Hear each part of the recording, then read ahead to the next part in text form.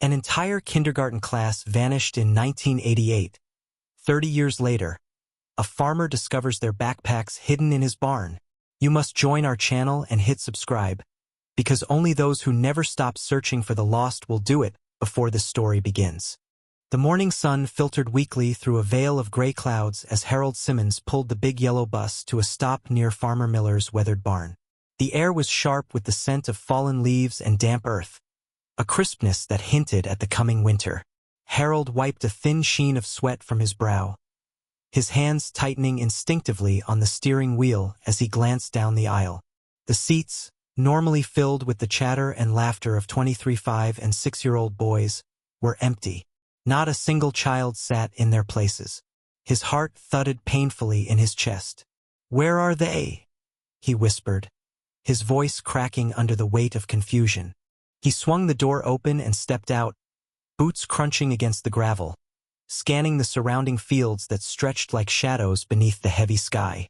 No sounds of play or footsteps, no distant voices calling for a parent. Only silence. His breath puffed out in quick, visible bursts as he hurried to the front office of Willow Creek Elementary, where Principal Margaret Hale sat frozen, eyes wide with disbelief. "They're gone," Harold said, voice trembling as he stared at the rows of empty cubbies and small chairs in the kindergarten classroom. The whole class vanished.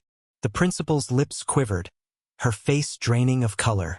"This can't be real," she murmured, clutching the edge of her desk like a lifeline. Within minutes, the small school erupted into chaos. Parents flooded the parking lot, faces etched with worry and panic. They shouted names, called out for their sons, eyes scanning every corner for a glimpse of their children. The warmth of community dissolved into a thick fog of fear. The local sheriff, Jacob Mallory, arrived with a calm that belied the storm inside him. Towering and composed, Mallory carried an air of steady authority, but his furrowed brow and clenched jaw betrayed the pressure mounting behind his calm exterior. "Start with the bus route," he ordered, voice low but firm. "Check every road, field, and ditch. Someone has to have seen something." Deputies fanned out, their radios crackling with fragmented reports and dead ends. Hours bled into the afternoon with no sign of the boys. Sheriff Mallory stood alone on the hill overlooking the town as the sun dipped lower, his coat pulled tight against the growing chill. The golden light did nothing to soften the sharp edges of dread carving his face. He thought of the parents, some sobbing, others pacing restlessly, each trapped in a waking nightmare. The whispers had already begun. Stories of kidnappings, rumors of cults, and dark secrets whispered behind closed doors. Mallory felt the weight of the town's eyes on him, their hope tethered to his resolve. Yet, every instinct screamed that this was no ordinary disappearance. As the evening settled, he walked through the silent, empty classroom, running his hand along the polished wooden desks where laughter once lived. The faint scent of crayons and tiny shoes lingered like ghosts. "They disappeared like they were swallowed by the earth," Sheriff Mallory muttered to himself one night as he stared at the empty classroom. The rain hammered against the worn tin roof of the barn, each drop echoing in the quiet space like a distant drumbeat. Daniel Miller crouched low amid the clutter, his hands brushing aside a thick layer of dust and cobwebs. The smell of damp earth mixed with old wood filled his nostrils, stirring a sense of unease deep in his chest. His flashlight's narrow beam trembled slightly as he shifted, illuminating a forgotten corner stacked with cracked crates and rusty tools. It was there, pressed against the back wall, that something caught his eye, faded shapes, tucked away as if hidden on purpose. He reached out and pulled at the fabric of what appeared to be a backpack, its canvas rough and frayed from years of neglect. One by one, he uncovered a pile of these relics, each worn and torn, the faded colors long muted by time. Names were stitched carefully onto little patches sewn to the straps, names that made Daniel's breath hitch. Boys he had only heard about in hushed whispers, in stories told by his grandfather during restless nights. The missing children of Willow Creek Elementary. His fingers trembled as he touched the faded embroidery, tracing letters that had not been seen for decades. The weight of the discovery pressed down on him like a stone. Daniel's mind spun. How had these backpacks come to be hidden here, in this barn, forgotten and buried beneath layers of dust? Was this a careless storage, or something darker?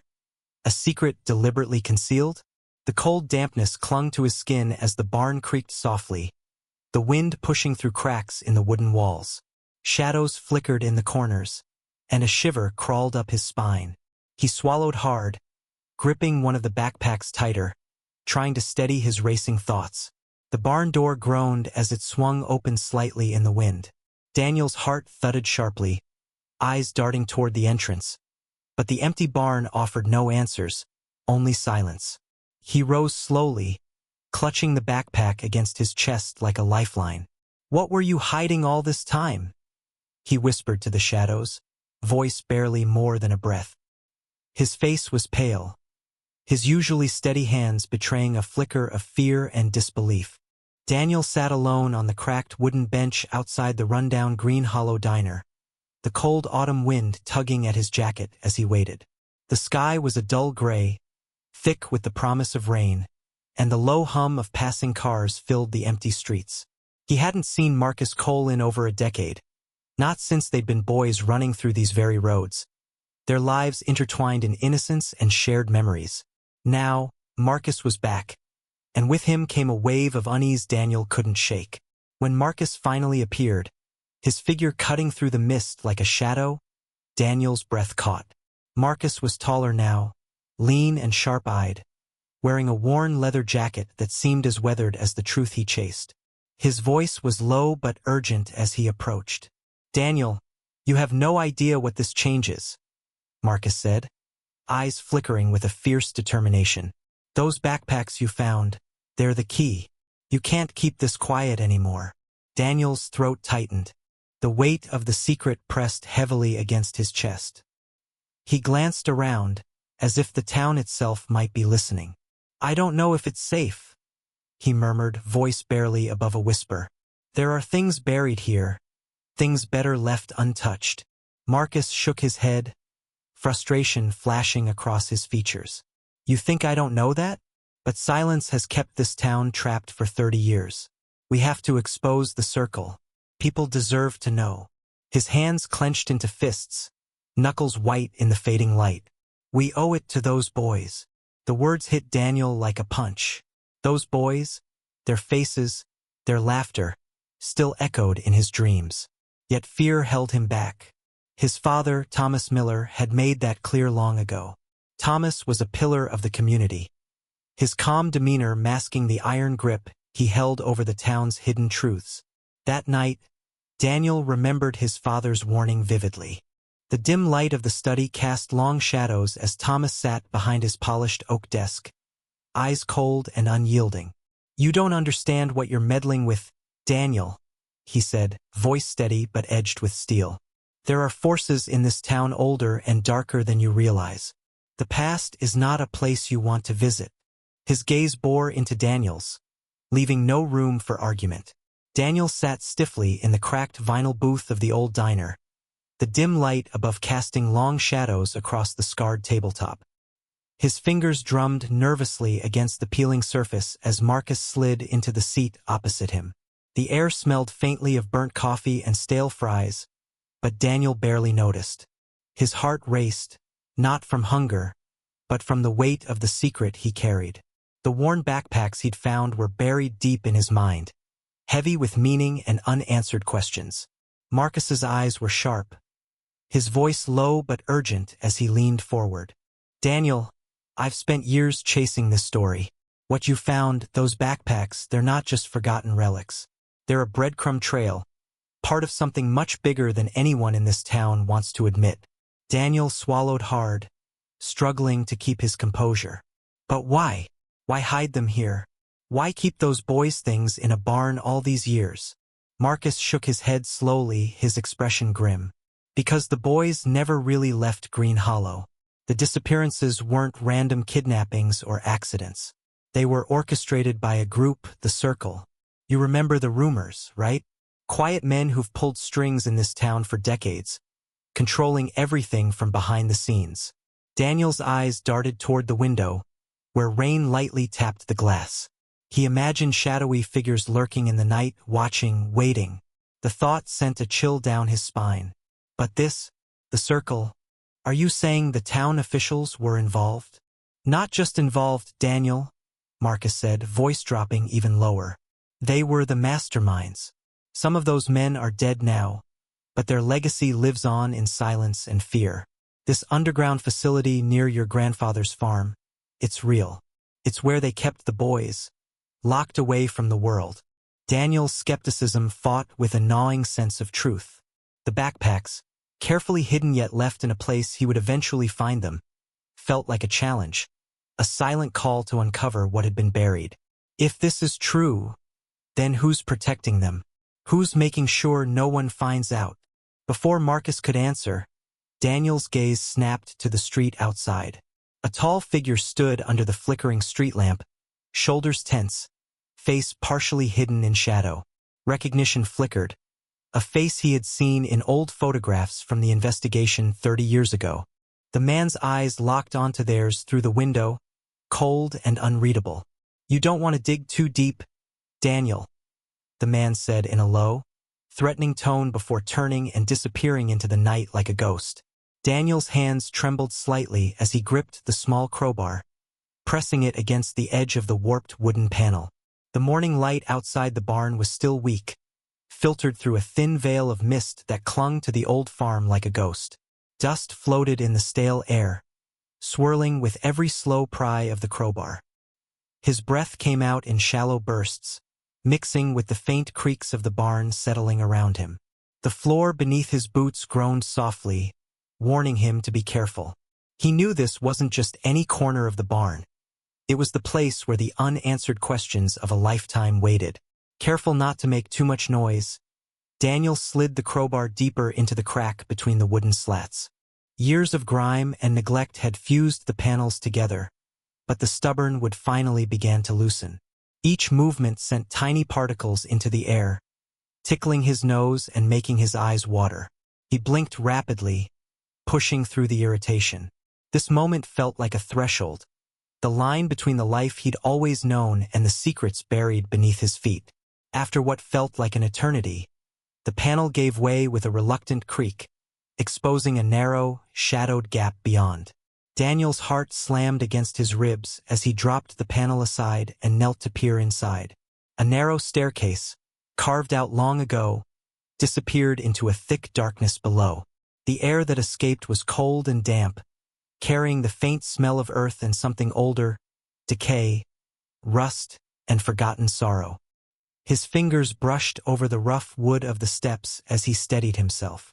The beam from his flashlight cut a pale circle through the black, revealing walls stained with age and neglect. Faint drips echoed somewhere in the distance, steady and hollow like the ticking of a clock no one wanted to hear. He swallowed hard, nerves and adrenaline knotting together in his stomach. Daniel stepped down cautiously, each footfall muffled by the musty air. The wooden steps creaked under his weight, threatening to announce his presence to whatever waited in the shadows. With every careful step, the chill deepened, seeping through his jacket and settling deep into his bones. He wiped sweat from his brow, even though the cold should have numbed him. His mind raced, what if someone was already here? What if the dangers were more real than he dared imagine? At the bottom, the stairwell opened into a long, narrow corridor. Rusted pipes ran along the walls, some dripping slow streams that caught the flashlight's beam like tiny stars in the gloom. Tangled wires hung from the ceiling, swaying faintly as if disturbed by some unseen breath. The scent of mold mixed with the sharp tang of metal and soil. The silence was thick, almost suffocating, but Daniel thought he caught something beneath it. A whisper, maybe, or the faint scrape of footsteps. He froze, straining his ears, turning slowly to listen. The beam of his flashlight trembled in his grasp as he focused on the shadows curling at the corridor's far end. The hairs on the back of his neck prickled. Was it imagination? Or was someone or something watching? Hello! His voice was barely more than a whisper, shaky with fear and disbelief. Is someone there?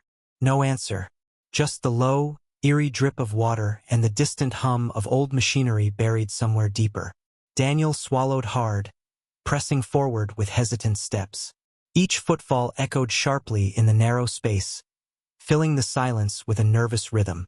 His eyes darted along the walls, seeking any sign, a scrap of paper, a discarded object that might offer clues.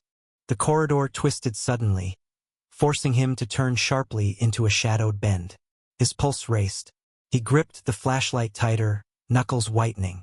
Suddenly, from behind him, a loud clatter shattered the silence, a metal bucket falling over or perhaps something heavier. Daniel spun around, the beam swinging wildly as he tried to pinpoint the source. "Who's there?" His voice cracked, the tension breaking free in a mixture of anger and fear. He felt exposed, vulnerable in the darkness. His chest rose and fell rapidly. The corridor swallowed his words, returning only an unsettling silence. Daniel's heart pounded as the first whispers of the backpack's discovery leaked through the tightly knit streets of Green Hollow.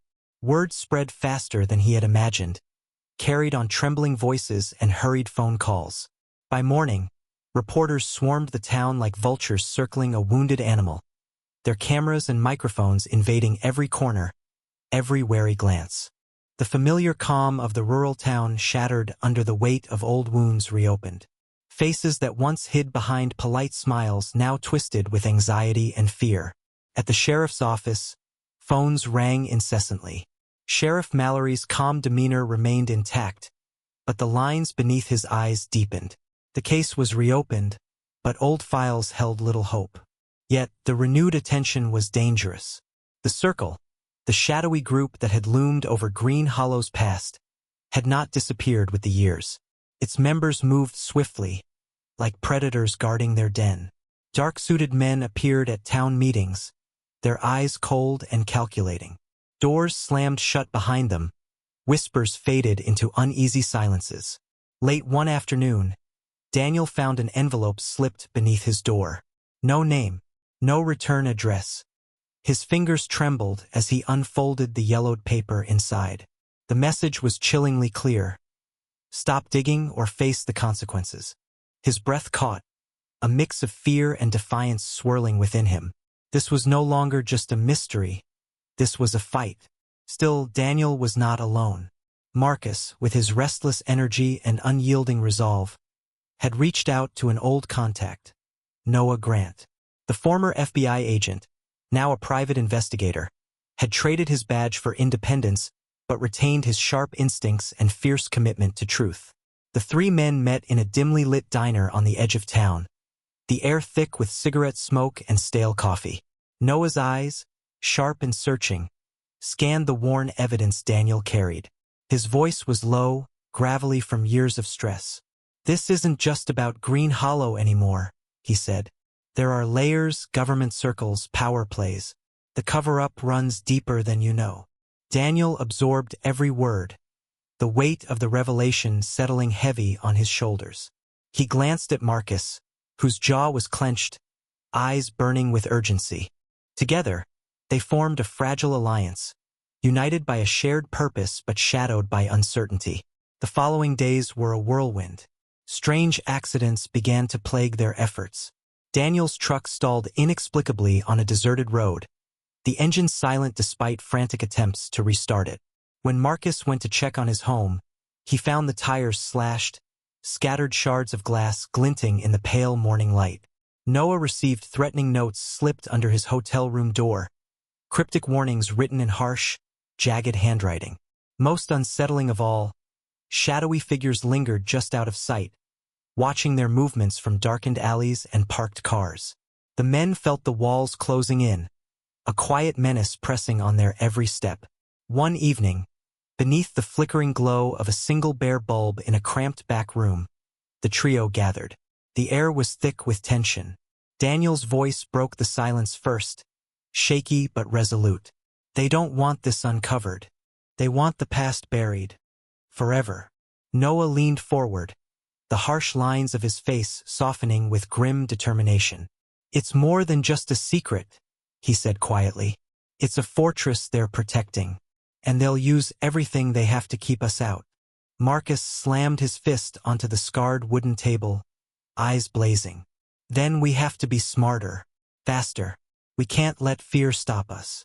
The room fell silent as their gazes locked, understanding passing between them. A shared vow forged in danger and desperation. The stakes had risen far beyond old stories and faded memories. They were no longer chasing ghosts. They want this buried for good, Noah said grimly during a secret meeting. The heavy oak door to the town council chamber creaked shut behind Victor Hayes, sealing the room in shadow and silence. The flickering overhead lights cast uneven pools of yellow, exaggerating the sharp angles of the room's aged wood paneling.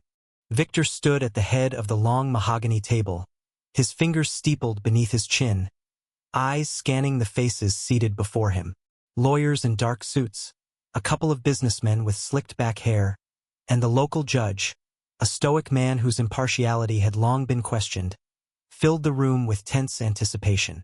Victor's voice broke the stillness, low and steady, yet heavy with a sense of urgency. "We all know why we're here," Victor began, leaning forward slightly, his eyes narrowing. "Daniel Miller and his journalist friend, Marcus Cole, are digging where they shouldn't. They're threatening everything we've built. If this gets out, it'll destroy us." His words hung like a thick fog, suffocating and cold. Across the table, Gregory Shaw, a sharp-featured attorney with a reputation for ruthless tactics, shifted uneasily but nodded. "We need to discredit their evidence, show that it's fabricated or exaggerated. Question Marcus's credibility, his sources, his motives. And Daniel? We can find something, anything, old debts, minor crimes, enough to justify an arrest." Victor's gaze hardened. "Good, but that's not enough. The more noise they make, the closer we come to exposure. We must send a message, clear and permanent. I've made arrangements." His voice dropped to a whisper, yet it carried like thunder. "I'm bringing in someone who doesn't care about laws or consequences. Someone who can persuade them to stop." A murmur rippled through the room. The local judge's jaw tightened, but he said nothing. Victor's lips curled into a thin smile, eyes glinting with dark resolve. "Frank Sloan," Victor said quietly, watching as recognition flashed in the room.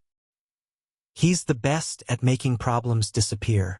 The businessmen exchanged glances, some tightening their grips on coffee cups, others clearing their throats nervously. Victor's voice grew colder, colder than the autumn night waiting outside. "This isn't about negotiation or debate anymore. It's about survival.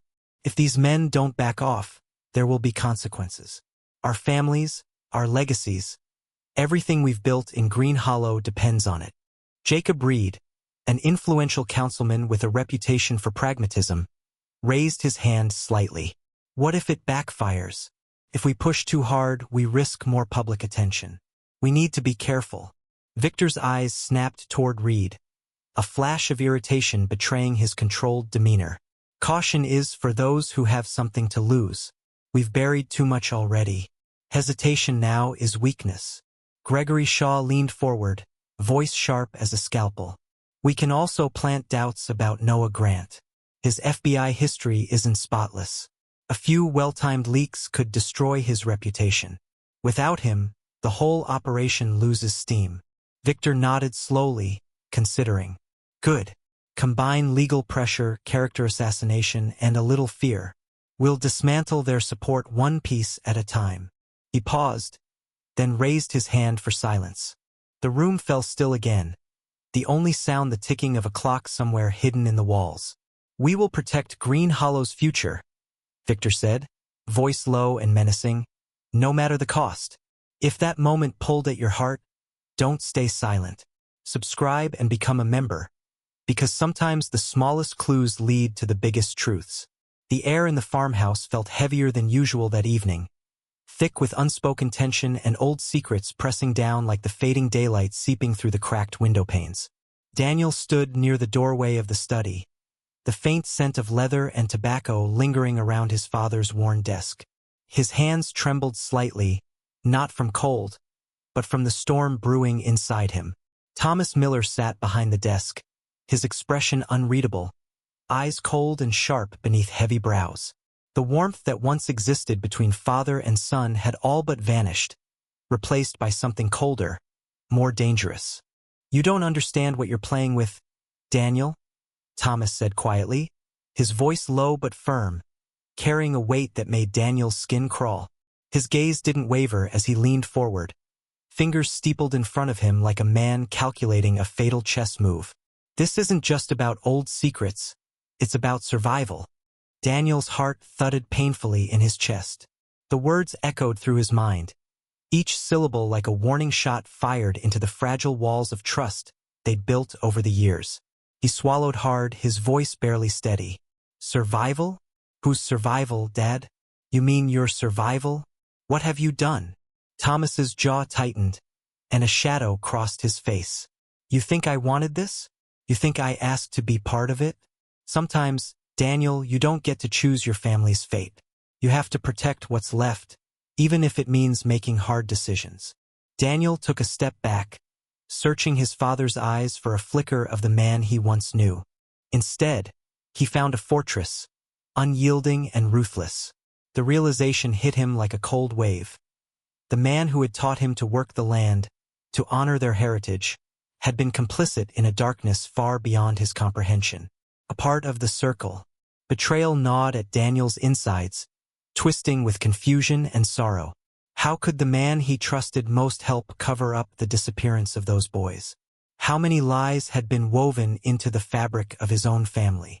The questions churned in his mind, relentless and painful. Later that night, Daniel lay awake, the farmhouse creaking softly around him. His thoughts refused rest, circling back to the barn, the backpacks, the whispered threats, and now his father's cold warning. The weight of legacy pressed heavier than ever. He couldn't ignore the pull of truth, even if it meant tearing apart everything he'd known. Drawn by a restless urge, Daniel returned to the study. The house was silent except for the steady ticking of the old clock on the mantel. His fingers moved almost on their own, rifling through papers and books until they found it. A plain, unmarked envelope tucked deep inside a drawer. The edges were worn, dust clinging to its surface like a forgotten secret begging to be uncovered. His breath caught as he carefully pulled the envelope free and peeled it open. Inside were photographs, yellowed and brittle, each image a sharp knife to his conscience. There were pictures of the missing boys, their young faces frozen in time, eyes wide with innocence, and alongside them, images of prominent men, local businessmen, town officials, shaking hands, smiling as if nothing dark lingered beneath the surface. Daniel's hands gripped the photos tighter, knuckles white with a fierce determination. The proof was undeniable. The conspiracy had reached into the highest corners of their town, intertwining with his own bloodline. The man who had been his protector was also a guardian of lies. The room seemed to close in around him, shadows stretching long across the floor, as if reaching to pull him into the abyss of the past. Yet amid the suffocating weight of betrayal, something inside Daniel hardened, a resolve forged in pain and necessity. "I have to finish this," he whispered fiercely, gripping the photos. Daniel's breath caught in his throat as the faint crunch of footsteps echoed through the cold, damp tunnel behind them. The three men froze, flashlights trembling in their hands, shadows dancing wildly against the cracked concrete walls. Noah's fingers tightened around the rusted lock-picking tools, but his eyes flicked toward the noise, alert and cautious. Marcus shifted closer to Daniel, voice low but sharp. "Someone's coming." From the darkness emerged a young man, his skin pale, eyes wide with fear. His hands rose slowly, trembling but open, as if pleading for trust. "Wait, I'm not one of them," he gasped, voice cracked and urgent. "I want to help." Daniel's heart pounded fiercely. The cold air felt heavier now, thick with tension and the unspoken question. Could the stranger be trusted? Every instinct screamed caution, but desperation nudged at his resolve. He stepped forward, narrowing his eyes to read the stranger's face in the beam of his flashlight. "Who are you?" Daniel asked, his tone steady but edged with suspicion. He noticed the man's ragged clothes and unshaven jaw, the sweat glistening on his forehead despite the chill. The cold concrete walls of the abandoned warehouse echoed every footstep as Daniel, Marcus, and Noah followed Eli deeper into the bowels of the forgotten building.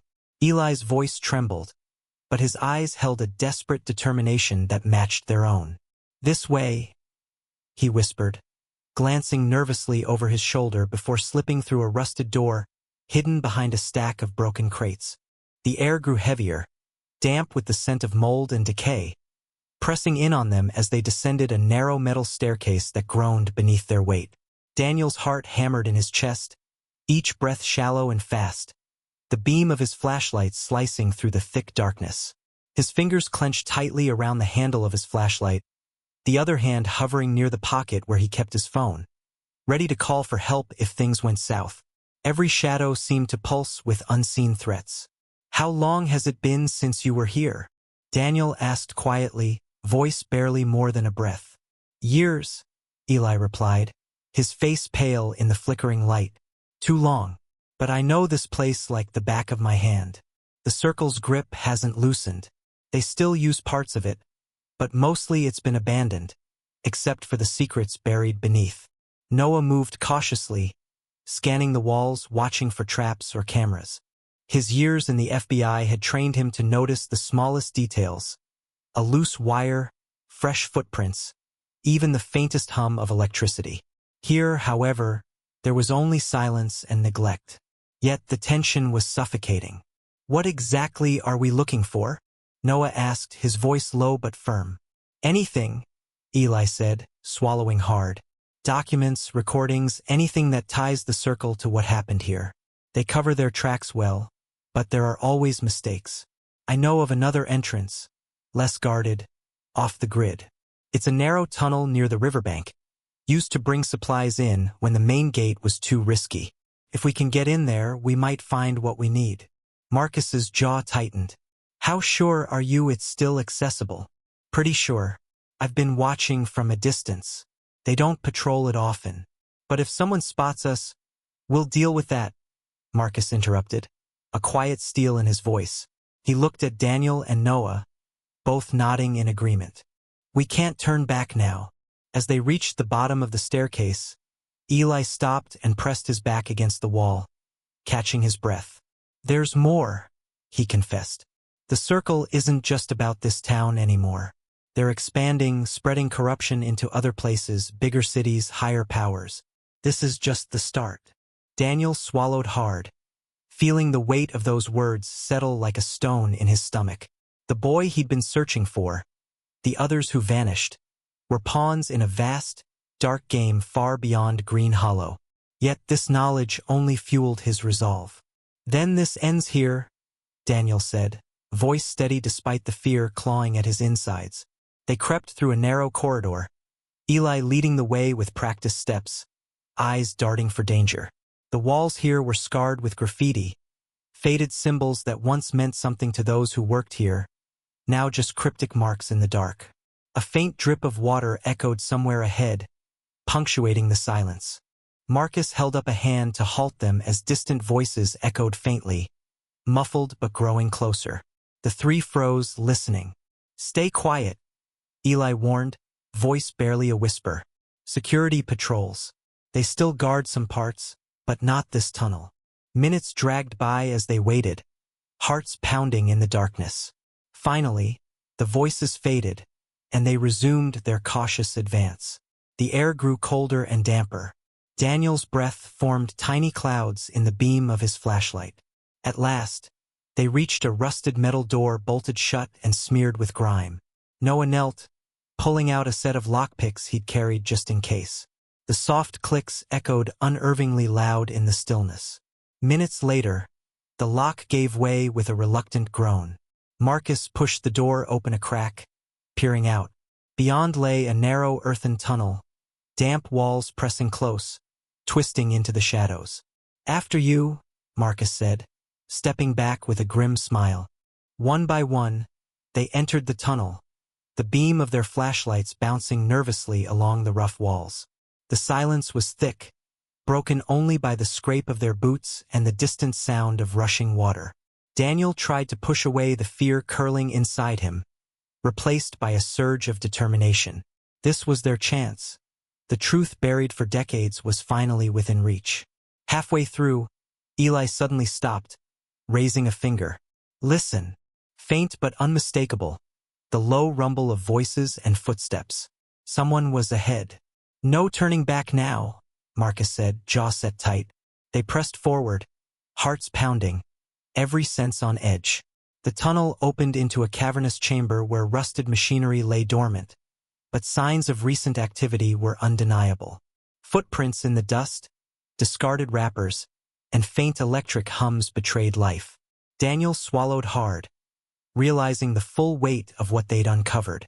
This place had been a prison, a tomb, and maybe, just maybe, clues to the missing boys still waited here. This ends now, Marcus said, voice steady. The night air was thick with tension as Daniel, Marcus, and Eli crept toward the concealed entrance of the underground facility. The moon, a pale sliver behind a veil of clouds, cast ghostly shadows over the dense trees. Every crack of a twig beneath their feet sounded like a gunshot in the silence. Daniel's heart pounded against his ribs, each beat a thunderous drum warning of danger. The cold bit through his jacket, but the adrenaline burned hotter than any chill. Suddenly, a sharp, deliberate snap echoed nearby. Marcus froze, eyes scanning the darkness, muscles taut like a coiled spring. Eli's grip tightened on the flashlight, his pale face drawn tight with fear. Someone's coming, Eli whispered, voice barely audible. From the shadows stepped a tall figure, the unmistakable silhouette of a man moving with deadly purpose. Frank Sloan emerged, a mercenary known across the region for his merciless efficiency. His eyes glinted cold and hard, scanning the trio with a predator's focus. The faint glimmer of a knife sheath at his hip caught the moonlight, a silent threat. Daniel swallowed hard, every instinct screaming to run, but he forced himself to stand firm. Frank's slow, steady footsteps crushed leaves beneath him as he closed the distance, his expression unreadable but unmistakably hostile. "We've been expecting you," Frank said, his voice low and icy, each word clipped like a blade. There was no hint of mercy, only the cruel certainty of a man who relished his grim task. Marcus's mind raced. They were outnumbered, outmatched. "We need to move. Now," he hissed urgently, grabbing Daniel's arm. Before Daniel could respond, Eli darted forward with a sudden burst of energy, yanking a branch to create noise down the other side of the path. Frank's head snapped toward the distraction, a flicker of surprise crossing his face. It was all the opening they needed. "Go!" Daniel yelled, and the three plunged into the underbrush, crashing through the dense trees and brambles. Branches whipped at their faces, scraping skin and ripping clothes, but the desperate flight drowned out the pain. Behind them, Frank's shouts tore through the night, cold and merciless. "Stop! You're not getting away!" But the woods swallowed the sound as Daniel's lungs burned and legs pumped harder than ever. They burst onto a narrow dirt road, gasping, hearts pounding in unison. Marcus wiped sweat and dirt from his brow, voice shaking. "That was too close. He's fast, ruthless. If he finds us again, it's over." Daniel's chest heaved, fear and determination swirling inside him like a storm. "We can't let this stop us," he said firmly. "The truth has to come out, no matter what." Back at the safe house, the trio sat around a battered wooden table under the dim glow of a single lamp. The weight of the night's escape lingered, settling like a dark cloud. Noah Grant paced slowly, hands clasped behind his back, his face grim but resolute. "We can't stay quiet any longer," Noah said, his voice steady, the calm authority of a man used to navigating danger. "The circle's reach is deeper than we imagined. They have friends everywhere, including the sheriff's office. If we keep this to ourselves, they'll bury the truth again." Daniel met Noah's gaze, the conflict clear in his eyes. "Going public means putting everything on the line, our safety, our families. Are we ready for that?" Marcus leaned forward, fingers steepled, eyes sharp. "We have to be. The town's been shackled by fear for too long. Silence only protects the guilty." Noah stopped pacing and looked directly at Daniel. I have contacts in national media. We can leak the backpacks and Eli's testimony. Bypass local control entirely. It's the only way to break through the wall of silence. Daniel clenched his fists, the enormity of the decision pressing down on him. Memories of the lost boys, their innocent faces on faded photos, filled his mind. If Green Hollow won't face the truth, the country will, Noah declared. The story exploded across national news outlets with relentless intensity. Headlines screamed about the decades-old mystery, the secret underground facility, and the shadowy group known only as the Circle. In Green Hollow, the once quiet streets filled with tension, voices rising in protests demanding answers from officials who had long ignored the truth. Crowds gathered outside the town hall, holding signs with the names of the missing boys and chanting for justice. The air was thick with anger and grief, mingled with cautious hope. Inside the council chambers, the pressure was suffocating. Victor Hayes paced back and forth, his face a mask of forced calm, but his clenched fists betrayed the storm inside. His political power, once untouchable, now crumbled under the glaring spotlight of public scrutiny. One by one, his closest allies resigned, their departures cloaked in vague excuses and whispered rumors. Others simply vanished without explanation, leaving behind empty offices and unanswered questions. Yet in the shadows, a darker campaign unfolded. Frank Sloan, the mercenary with cold, calculating eyes, moved through the town like a ghost. His presence was felt long before he was seen. Smashed windows, slashed tires, and whispered threats delivered in the dead of night. Daniel's family was not spared. One evening, as Daniel sat alone in his dimly lit farmhouse, the phone rang sharply, slicing through the silence. His hands trembled as he picked up. The voice on the other end was low and threatening, words dripping with menace. Stop digging, or someone you care about won't see tomorrow. The line went dead before Daniel could respond. A chill ran down his spine. He stared at the receiver, the weight of the threat settling heavily on his chest. The peaceful life he once knew was gone, replaced by fear and uncertainty. Despite the growing danger, the townspeople, long silenced by fear and loyalty, began to find their voices. At the local diner, old men who had avoided the conversation for years now spoke openly, sharing fragments of memories, clues hidden in plain sight. Mothers and fathers, who once carried the pain quietly, stepped forward with stories that chipped away at the wall of secrecy. Each shared detail was a small victory, a crack in the Circle's armor. Daniel listened intently, his resolve hardening with every account. He thought of the missing boys, their laughter lost to time, and the families left broken and waiting. He felt the unbearable weight of responsibility, but also the rising tide of hope. Marcus met him late one afternoon beneath the rusted sign of the abandoned train station. His face was drawn, shadowed with worry, but his voice carried determination. "We're closer than ever," Marcus said, though worry lined his face. Daniel stepped forward, clutching the worn folder that contained the files Eli had helped him and Noah retrieve. The room was packed, every seat filled with townsmen, reporters, and officials. A harsh, fluorescent light flickered overhead, casting sharp shadows on the long wooden tables and the anxious faces gathered around. The public hearing had been called to finally address the decades-old mystery that had hung over Green Hollow like a storm cloud. Noah stood beside Daniel, his jaw tight, eyes scanning the crowd. The air was thick with tension, a low hum of murmurs rising and falling like restless waves. Victor Hayes sat at the front, his posture rigid, the once commanding presence now taut with unease. His eyes darted between Daniel and the rows of witnesses ready to testify. Without hesitation, Daniel opened the folder and laid out the evidence: financial ledgers with transactions funneling money to unknown accounts, coded communications between town officials, and photographs showing meetings with grim-faced men Daniel recognized as members of the Circle.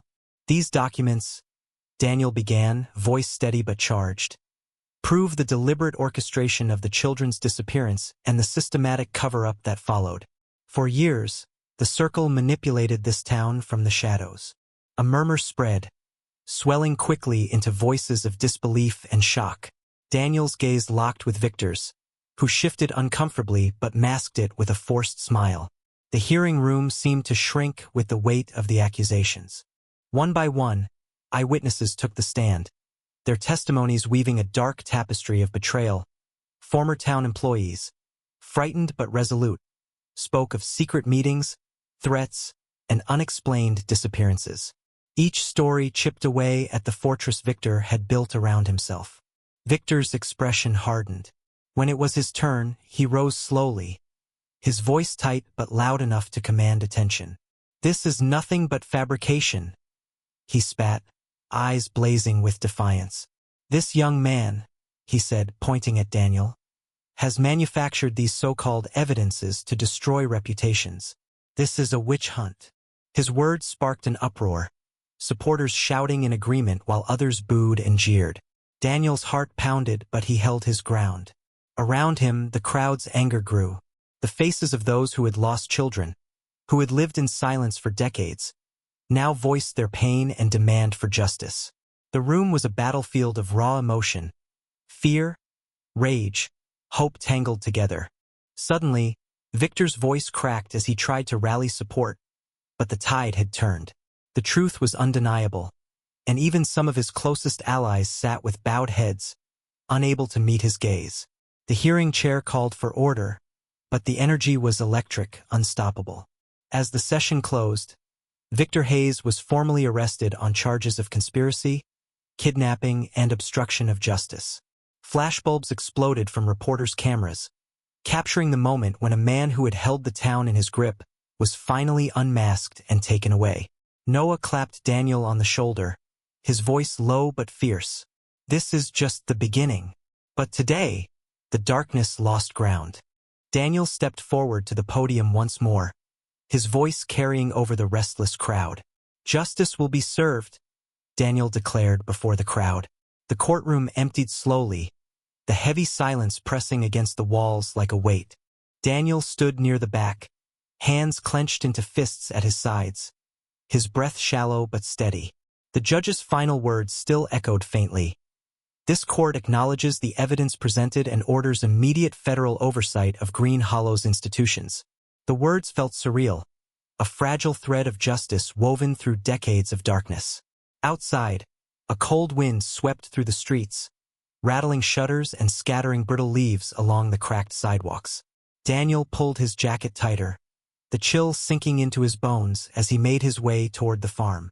Each step carried the weight of years, memories of whispered fears, stolen innocence, and the haunting absence that had shaped his entire life.